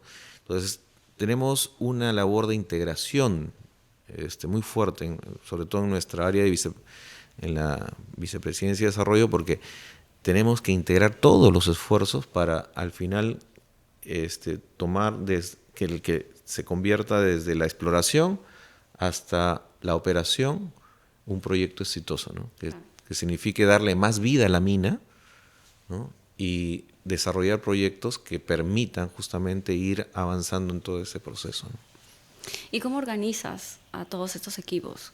¿De qué manera lo haces más eficiente? Integración. Para empezar, yo organizo mi equipo, ¿ya? El resto de los equipos tenemos que ir integrándonos con diferentes sets, ¿ya? de niveles de organización. O sea, tienes reuniones a nivel de vicepresidentes que cascadean luego información a los siguientes niveles. Entonces no es solamente la labor mía, es la labor de diferentes áreas en el negocio y cómo se van cascadeando eso para que sea un trabajo integrado. La palabra integración pareciera de que es sencilla, pero integrar significa que cada partecita de la organización tiene que encajar como si fuese un rompecabezas. Entonces, encontrar justamente la forma y que cada parte pueda tener una responsabilidad y un desarrollo en todo este rompecabezas es la clave, ¿no? Es integrar y lograr de que se engranen. ¿Cómo lo haces? Es un arte. Si alguien te dice que tiene la receta para eso, sería multimillonario. Pues claro, no existe. Es un arte. Depende mucho de las personas. Hay egos que impiden muchas veces lograr esa integración. Orden es una clave. Llevar una bitácora y lo que pareciera sencillo, ¿no? Tener tareas establecidas y tus 3 W. ¿no? ¿Qué se quiere? ¿Quién se tiene que hacer cargo? ¿Y para cuándo? Es la receta sencilla, pero eso funciona. Eso funciona. Lograr que el equipo tenga accountability, ¿no? Que se hagan, que se apoderen de su responsabilidad, que entiendan para qué, es lo principal. Oye, yo tengo este objetivo, necesitamos avanzar y hacer esto. ¿Por qué? Porque estos son los propósitos, tenemos que lograr esto. Y que el resto del equipo entienda de que hay partecitas que cada uno tiene que hacer para llegar a eso. Recetas simples, creo. ¿Y cómo sueles hacerlo? O sea, ¿qué tipo de comunicación hay con ellos? ¿Te reúnes con cada uno? Hay diferentes formas, ¿no? Yo personalmente tengo reuniones en mi equipo. Tenemos reuniones 2 veces por semana en las mañanas, ¿no? Los días lunes planeamos las tareas de la semana completa y los días miércoles tenemos otra reunión en la mañana también para ver y ir afinando cómo van. Pero eso es, digamos, formas de trabajo. No te puedo decir que esa es la receta. Cada quien tiene su manejo. Ese es en mi equipo. ¿Cómo funcionaría, por ejemplo, para un CEO? Seguro es diferente. No sé si es que lo podrías reunir a todos los vicepresidentes a las 8 de la mañana del día lunes. Seguramente tienen diferentes responsabilidades. De repente es diferente. El nivel de liderazgo que vas a... no me gusta decir la palabra. El liderazgo también depende de tu equipo porque al final de cuentas es individualizado. Tienes que saber cómo te acercas y logras de que motivas al equipo para llegar a un objetivo, ¿no? Es un arte. ¿Y cómo haces para darte cuenta de que de repente ya en ese trabajo en el que estás ya no vas a crecer más y quizás una oportunidad nueva que está llegando es mejor opción? Esa es una buena pregunta. Esa es una buena pregunta.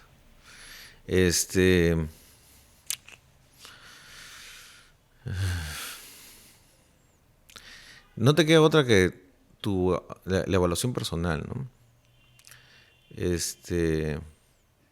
Me ha tocado casos en los que podía haber estado permanentemente en un puesto y me hubiera ido bien, ¿ya? Pero tomé la opción de cambiar porque me llama la atención el reto, ¿ya? Pero eso es en mi caso. Seguramente que alguien hubiera dicho, no, pero mejor me quedo, ¿no? En el caso que te estoy hablando, cuando terminamos el proyecto de Melchorita,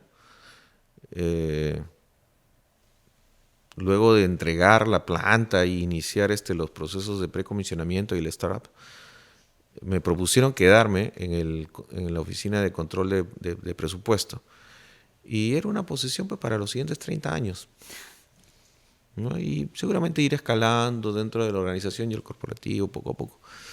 En ese momento me sentí bien y dije, estabilidad, chévere. Estuve en esa posición cerca de 6 meses, pero depende ya de cada quien. En mi caso me pican los pies. Cuando tengo un proyecto, cuando veo algo que puede empezar desde chiquito y convertirse en algo y sientes de que has sido partícipe, que has trabajado con un equipo para lograr todo eso, la satisfacción es diferente. Entonces tengo probablemente ese bichito, ¿no? Creado desde los últimos 25, 30 años, donde mi vida ha sido eso. Yo he trabajado en proyectos. O sea, si me dices, oye, pero ¿no has tenido nunca un trabajo estable? No. Terminar el proyecto y no sabía lo que venía. Entonces, En mi caso es así. No sé, no sabría decirte cómo es otro caso y de repente cada quien tiene que evaluar si, como decías, llegaste ya a un tope y necesitas mirar al costado para ver si es que encuentras oportunidades en otra empresa. De repente hay casos en los que sí. En mi caso, se han ido formando las oportunidades cada vez que terminaba un proyecto y empezaba otro, los retos eran cada vez mayores, ¿no? Y gracias a Dios he tenido la oportunidad de ir terminando proyectos y empezando otros y los retos en cada proyecto se han ido haciendo con mayor responsabilidad. Ahora estoy en una empresa, digamos, diferente. Estoy en una minera con una operación más estable. Todavía sigo con el mismo bichito de los proyectos, porque de eso me encargo. Nuestra área desarrolla y ejecuta proyectos, pero seguramente ahora tengo una visión un poco diferente también de cómo es un corporativo. Y creo que sería diferente si estuviese en otro tipo de empresa. La empresa donde estoy creo que ofrece muchas oportunidades para crecer y desarrollarse si es que puedes integrar y formar estos equipos para el bien de la empresa, ¿no? Hay otras empresas que son más planas y corporativas, ¿no? Las gerencias de arriba están ya llenas y para poder subir tienes que escalar y matar a alguien de Australia o alguien de Estados Unidos. Y son más difíciles, son organizaciones un poco más, con estructuras más rígidas. Entonces pasa lo que tú decías hace un momento, ¿no? Decía, oye, que ya no hay espacio para seguir subiendo y va a tocar mirar a otro lado. Cada uno creo que tiene que hacer su propia autoevaluación, ¿no? Y como ingeniero industrial, ¿qué oportunidades ves para la nueva generación? Porque la ingeniería industrial es bien amplia, ¿no? Uh-huh. Pero ¿en dónde crees que se va a requerir más personal? El tema de la inteligencia artificial creo que es una de las áreas de investigación donde hay mucho que desarrollar en los siguientes años. Ingeniería industrial puede ser de que sea una de las profesiones que más se beneficie con el tema de la inteligencia artificial. Hay otras, pero en general creo que es un mundo que se está abriendo con múltiples aristas, ¿no? O sea, no solamente el tema de digamos lo más conocido, ¿no? Que es ChatGPT o los buscadores de inteligencia artificial y todo el tema gráfico, sino que hay cada vez más aplicaciones que están reemplazando los procesos mecánicos de toma de decisiones, ¿no? O los procesos los más automáticos de análisis de base de datos, analítica de Big Data, ¿no? Todos esas herramientas van a hacer que en el futuro las profesiones exploren diferentes formas de ver el tema, ¿no? O sea, no me imagino, pero seguramente el ingeniero industrial de mañana sin estas herramientas no funciona. Y con todo lo que está saliendo, va a ser diferente la profesión, ¿no? Va a ser diferente.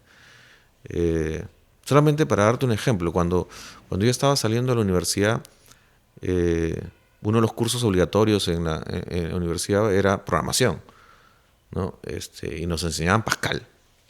Jamás programé en Pascal en toda mi carrera. Programación de Basic y esas cosas las conoce, pero ahora ya no necesitas ni siquiera programar. Hay equipos de sistemas o gente que especializada que te permite todo ese proceso. Pero lo que sí tienes que entender es las bondades y capacidades que puedes obtener con esas nuevas herramientas. Y con toda seguridad, la inteligencia artificial lo que está haciendo es potenciar la capacidad de análisis que puede tener un ser humano. O sea, ¿Tú lo sí, ves en tu trabajo actualmente? Sí, claro, sí, tenemos procesos que se están implementando y se están potenciando con inteligencia artificial. No solamente en el área de proyectos, también tenemos en la parte de operaciones mina, ¿no? Hay diferentes tipos de aplicaciones en los que, justamente por eso te digo, la experiencia me está diciendo de que las aplicaciones de la inteligencia artificial no van a tener límite. Ya te dicen, eso lo podemos hacer así, te dicen. Claro, y no es que vaya a reemplazar al ser humano. No creo que vaya por ahí el tema. De todas maneras, necesitamos al ser humano para poder sacarle potencial a todas esas herramientas. Pero al menos los trabajos repetitivos, ¿no? Justo Claro. Un amigo me contaba eso, ¿no? Claro. El trabajo repetitivo, eso se va a perder con la inteligencia artificial. Sí. O trabajos donde no sé, es predictivo lo que va a pasar, ¿no? Como una contabilidad. Eso lo pierdes. Te lo hace una aplicación.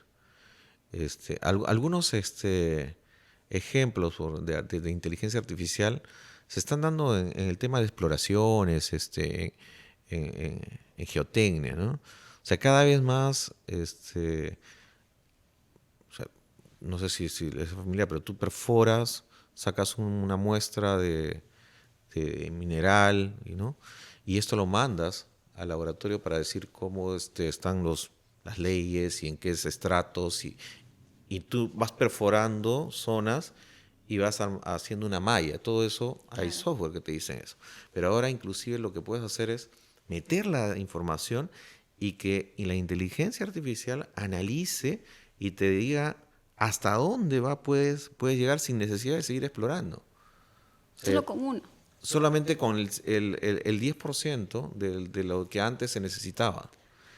Extrapolas información más rápido. Cuando ya inicias el proceso típico de una mina, ¿no?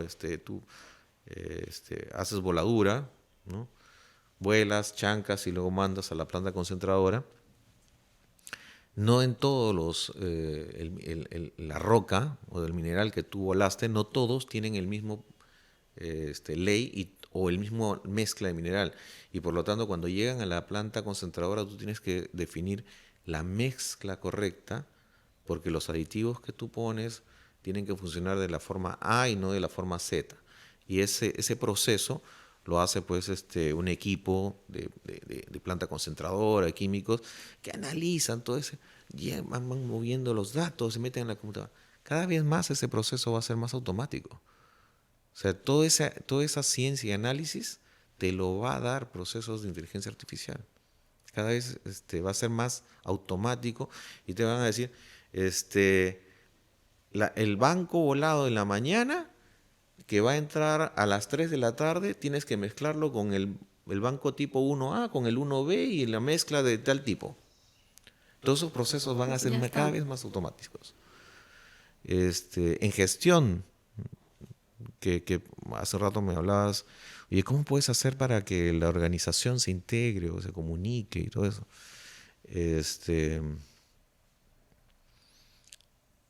Una de los temas más difíciles en una organización es lograr de que todos estén alineados trabajando hacia el mismo objetivo. ¿Ya? Como cuando tú estás en el ejército y tienes que alinear a tu ejército para poder enfrentarte, tienes que alinear las tropas y tienes que todos andar, ¿no? Ya. Ese proceso es probablemente uno de los más difíciles en las organizaciones. Pero estamos hablando de personas, ¿no? Cada persona es un mundo. Claro, ¿no? claro. No solamente es por eso, sino porque cada área tiene 100 procesos diferentes. Y cada uno de ellos tiene sus propias criticalidades y formas de priorizarlos. Entonces, claro, el estándar te dice, no, pero tienes que lograr de que todos caminen hacia el mismo objetivo. Sí, pero ¿cómo haces eso en la organización? En un solo día tú puedes estar teniendo 40 reuniones diferentes. Y en esas 40 reuniones diferentes, estoy hablando en grupos de empresas grandes, y en esas 40 reuniones tocándose acciones diferentes, ¿cómo sabes de que todos están persiguiendo el mismo objetivo? Entonces, si se logra que toda esta información, ¿no? Pensando en nubes de reuniones, responsables, acciones, fechas, todo esté metido en una gran base de datos y que la inteligencia artificial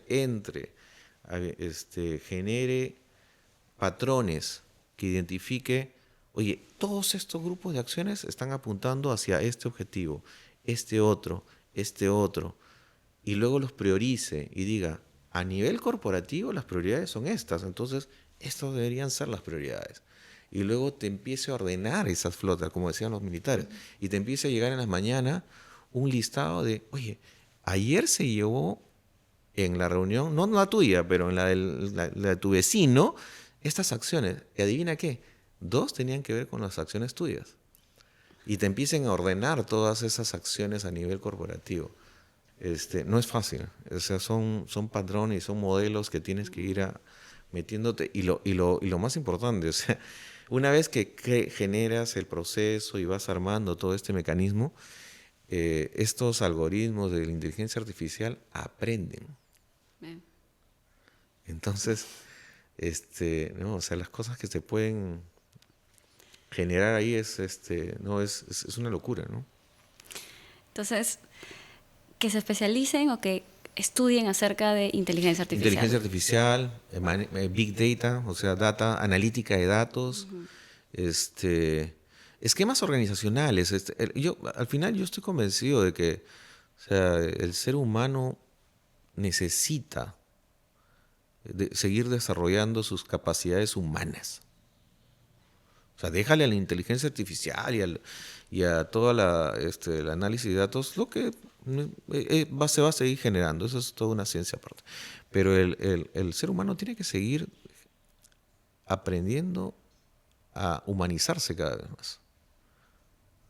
Probablemente por ahí venga los grandes retos de las generaciones nuevas, ¿no? Quizás el lado emocional, podríamos decirlo. Sí, claro. O sea, cada vez menos los jóvenes conversan menos, expresan sus emociones menos. O sea, un emoticón o un WhatsApp es suficiente. Y eso son habilidades que, o sea, si no logras que nuestras generaciones maduren, nos vamos a convertir, ya no vamos a ser humanos, sino monos, ¿no? Vamos a retroceder. Vamos a retroceder.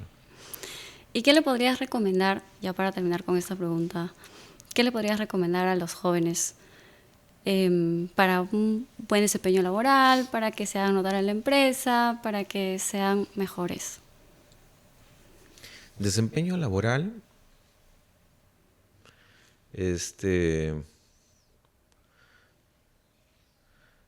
lo principal es que sean bien, ¿cómo te lo digo? A ver, que no se engañen ellos mismos, que sean muy honestos con lo que ellos les gusta, que si ellos hacen lo que los apasiona, lo van a hacer bien. Entonces tienen que encontrar esa pasión. Si logras que tu trabajo se convierta en tu pasión, vas a ser feliz toda tu vida. Pero eso no es fácil. Eso no es fácil. Tenemos en el área una frase que casi siempre nos repite nuestro jefe, que es acá venimos a divertirnos. Claro que nos lo dice y después nos rellena de acciones y trabajo, pero es cierto, uno tiene que aprender a divertirse y si te levantas en las mañanas con la ilusión de ir a trabajar porque te apasiona lo que estás haciendo y que estás seguro de que lo que estás haciendo te va a permitir desarrollarte, o sea, eso es suficiente para que cualquier empresa se dé cuenta de que vales la pena.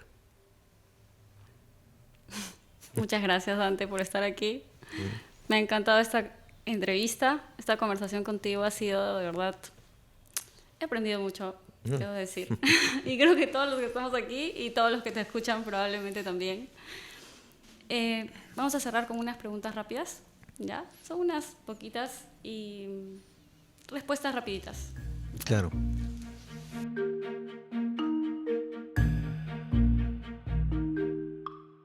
Primera pregunta.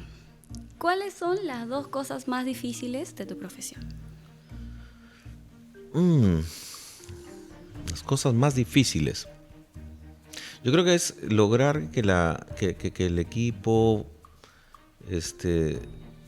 se motive, lograr que tengamos siempre algo que nos esté motivando. Es difícil porque cada quien tiene una motivación diferente. Y no es buena ni mala, o sea, cada quien simplemente tiene una motivación diferente. Lograr de que el equipo esté caminando con esa motivación, creo que es lo más difícil. ¿Puedes definir tu profesión con una sola palabra? Eficiencia. Eficiencia. ¿Alguna vez has pensado en renunciar y mandar lejos a todo el mundo en tu trabajo? Varias veces. Varias veces. Y en varios trabajos y con varias personas. ¿Qué hiciste con tu primer sueldo? Ya me acordé, sí, compramos un juego de ropa para dormir, el juego de camas y todas esas cosas a Diego. Ahí, sí. ¿Ah, sí? Cuando me lo encuentre. Sí. ¿Tienes a alguien de tu rubro como referente? Bueno, me has contado algunos referentes, ¿no? Uh-huh. Quizás lo puedas mencionar una vez más. Tenemos, sí, varios. O sea, localmente te mencioné a José Luis Viteri, que en paz descanse. Juan Carlos Machota, que es un súper amigo. O sea, puedo calificarlo hasta de padre porque me enseñó mucho en la profesión. De otras empresas, me acuerdo mucho del director de proyecto allá en Chile, Jim Nolan. Jim era mi jefe directo en ese proyecto y me enseñó mucho, sobre todo paciencia. Wow, qué tipo tan paciente, workaholic como él solo. O sea, me acuerdo que podíamos estar terminando una reunión a las 10, 11 de la noche cuando teníamos que revisar algunas cosas complicadas y a las 5 de la mañana llegaban correos con cosas que había estado pensando en la madrugada. O sea, que era una máquina de trabajo. Sí. Pero aparte es un tipo buenísima persona, muy íntegro. Me acuerdo mucho de él. Más adelante en la carrera, me acuerdo de Rodrigo Ariza, un ingeniero colombiano que trabajó conmigo en México. Él era ingeniero estructural y terminó en el área de gestión de proyectos igual que yo. Él era mi jefe realmente allá en México. Pero me acuerdo de él por las charlas que tuvimos largas, sobre todo cuando nos regresábamos del proyecto, vivíamos más o menos cerca y nos veníamos conversando en el carro sobre temas de política, de gestión del proyecto, pero más allá del proyecto en sí. Una persona con un análisis impecable, o sea, como un jugador de ajedrez. Y nuevamente, íntegro como él solo, ¿no? O sea, me acuerdo que a veces nos cochineábamos, ¿no? Porque decíamos, debemos habernos equivocado, porque hay gente que hace más plata que nosotros. Sí, porque la plata no es el fondo lo importante. Más adelante en mi carrera, si tengo que mencionar a otra persona, Andrés García, como el actor. Andrés García fue mi mentor también, ¿no? Él ahora es vicepresidente de aviación, creo que para WSP. Y si tengo que mencionar algo de él él es una persona ya mayor, ¿no?, que yo, pero con mucha experiencia en proyectos en Latinoamérica. Pero lo que él le debo rescatar es de que él confió en mí. Me dijo, yo estoy acá como de cabeza, pero yo estoy seguro que tú lo vas a hacer bien. Plantea tu esquema y lo conversamos. O sea, la forma como te delegaba y te hacía sentir que tú eras capaz, y nuevamente la integridad de la persona, ¿no? Después conocí sobre su familia, su hijo. Creo que me podría seguir enumerando personas, pero que sí. Sí. Y bueno, y veo que tú también has aplicado, me imagino que todos esos referentes te han ayudado para que tú también seas de cada uno aprende ciertas cosas. No sé si he logrado aprender realmente, es a veces un poco difícil porque no sé, uno está en permanente aprendizaje, pero no sé si es que al final uno logra alcanzar. Hay algo que una vez me decía un amigo, me decía, mira, si tú logras de que lo que has hecho en vida termine siendo un ejemplo y se materialice en la vida de otras personas y lograste cambiar la vida de alguien más, un joven o así, has sido exitoso en la vida. Pues, no sé si al final voy a ser exitoso. ¿Qué opinas de eso tú? Es un súper reto, no sé, muy difícil. Quizás a través de este podcast, podcast puedas inspirar a otras personas. Sí, ¿no? Me has hecho acordar también de sí, verdad.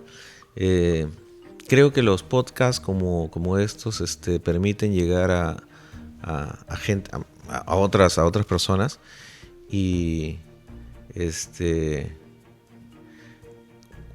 hay una parte de mi carrera que tal vez no la hemos conversado, pero yo fui profesor universitario también un tiempo. Ya cuando estaba con COSAPI. Y yo dictaba cursos de pregrado en la UPC, Ingeniería Civil. Y me acuerdo que alguno de los muchachos, ¿no? Era un curso para octavo ciclo más o menos. Me motivaba mucho la emoción que tenían cuando les contaba de este momento, ¿no? Tomábamos algunos cursos, qué sé yo. Y me acuerdo mucho todavía de algunos de ellos. Y después me he encontrado con ellos en algunas conferencias, en algunos sitios. Es más, uno de ellos trabajaba por una empresa que terminó siendo consultor de un proyecto nuestro.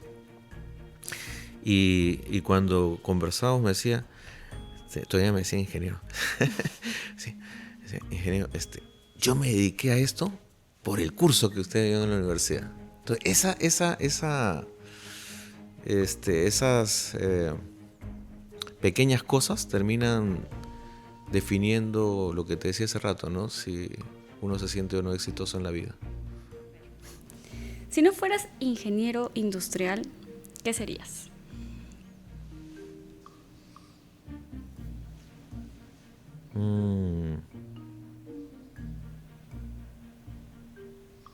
Agricultor probablemente. O sea, ingeniero agrónomo, sí, algo que ver con la agricultura. Sí. ¿Por qué? Pues nuevamente porque siento que es algo que produce, algo que ve crecer algo, plantas, animales, un establo y y todo eso, o sea, me inspira a ver que se genera, que puedo generar cosas. Interesante. ¿Tomarías el camino del emprendimiento? Sí. ¿Sí? ¿Lo ves cerca, lejos? Eso es algo que lo tengo pendiente. O sea, es más, me hubiera gustado emprender hace tiempo, hace ya con más anterioridad, pero tal vez si me hubiera visto forzado a hacerlo, ahorita pues de repente ya no estaría trabajando donde estoy y tendría mi propia empresa. ¿Quién sabe? Pero, quién sabe, tengo amigos, por ejemplo, un amigo que salió de COSAPI casi igual que yo y él formó su propia empresa de consultoría y ahora es renombrado en la industria, vive de eso, tiene su propia empresa. Si de repente me hubiera visto forzado a hacerlo, hubiera terminado haciéndolo y tener una empresa de ese tipo.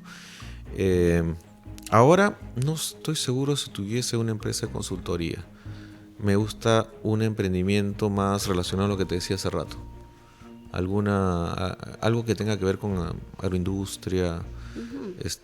Sí, ayuda también a las, aunque suene medio cliché, pero sí, como a las comunidades, a lograr de que sean más eficientes con sus procesos de cultivos, de agricultura, de agronomía, llevar tecnología a esas zonas, algo por ahí, me atrevería a pensar. ¿Ofrecerías ese servicio? Sí, servicio, potenciar, hacer de que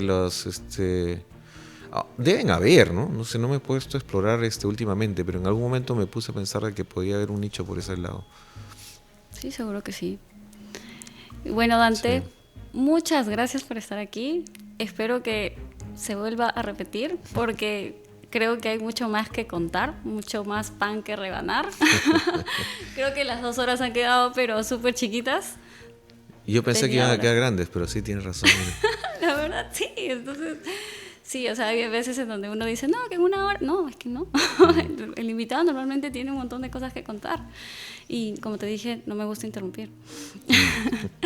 Gracias a ustedes, muchas gracias. Me sentí muy cómodo y ojalá tengamos otra oportunidad. Claro que sí.